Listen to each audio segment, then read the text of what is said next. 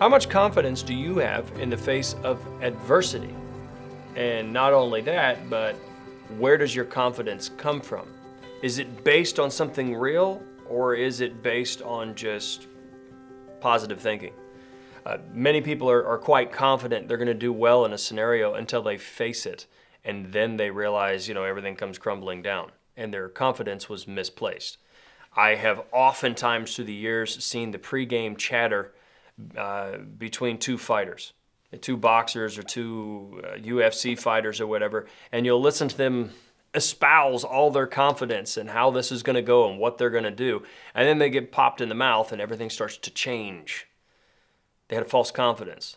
They had a real confidence. They really believed in themselves, but it was quite misplaced. Psalm 3 is all about having confidence in the right thing in the midst of incredible adversity. I'm not talking about some boxing match. I'm talking about being willing to be confident in the face of 10,000 people who are against you. So if you look at Psalm chapter 3, verse 1, consider these words, O Lord, how my adversaries have increased. They're growing. So this problem isn't just there, it's getting worse. People are piling on. We believe this to be when David fled from his son, Absalom. And we know that Absalom was able to gather many people to himself, a nation that seemed to be loyal to David just very recently. And now all these enemies are piling up, and many are rising up against me. I can't imagine how destabilizing this had to be in David's life. His son, who he loved tremendously, has turned on him and turned the nation against him and turned some of his own advisors against him. How can I have real confidence, not phony confidence, in the midst of such crazy trials as these? Verse 2, he says, many are saying of my soul, there is no deliverance for him in God. And I think this is actually where his enemies messed up. They didn't just mock David. They didn't just say he's done. They were making this connection saying God's not going to help him. And I think this is actually really incredible testimony regarding David. What I mean is that as they're thinking of David, David is so identified with God that they know he is looking to God for help. And so they're saying, look, God's not going to help him. I would love to be known so strongly for my connection to God that if I'm in trouble, people know I'm going to be crying out to God. They know I'm going to be in prayer saying, Lord, deliver me.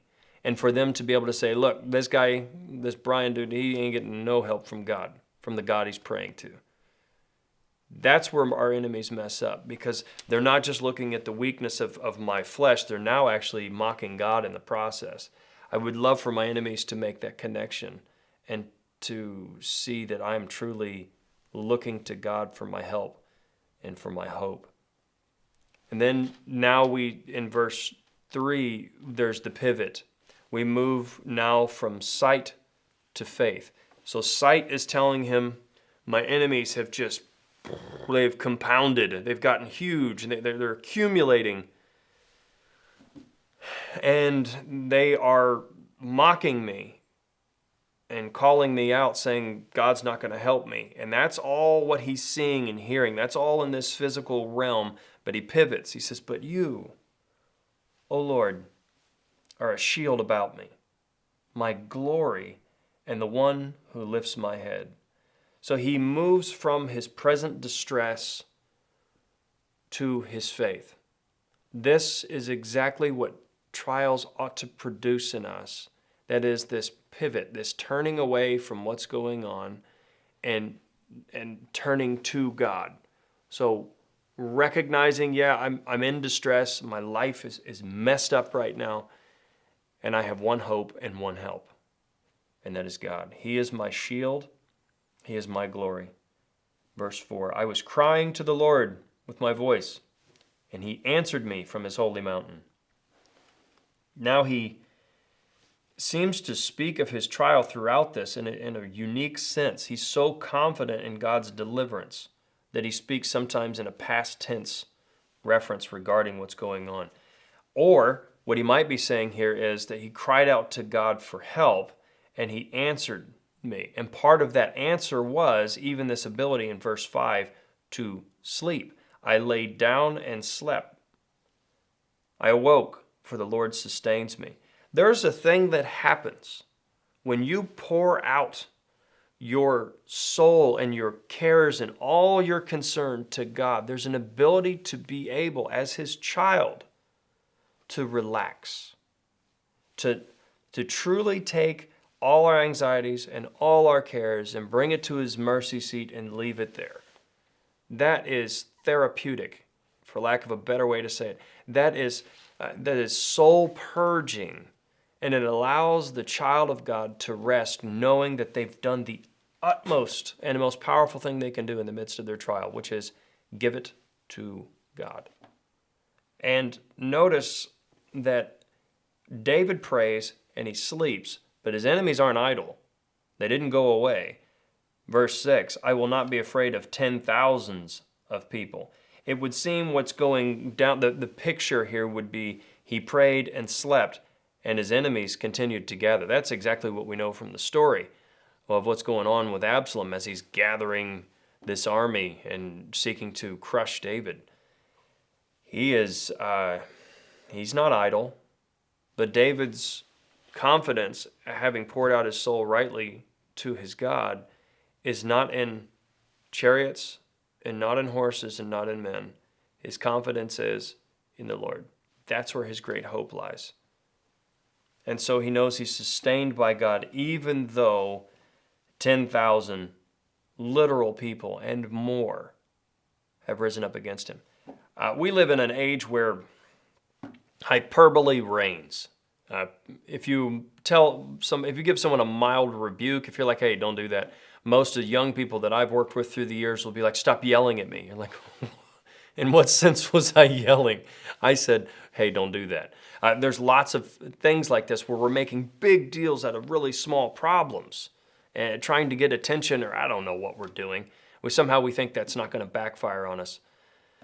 Whatever the case may be, David is not a diva. David is not someone who's making mountains out of molehills. David is now in a fight for his life and for the life of probably the rest of his children, because Absalom would have killed them off. He's in a fight for the glory of God, even, as Absalom would seek to destroy the Lord's anointed.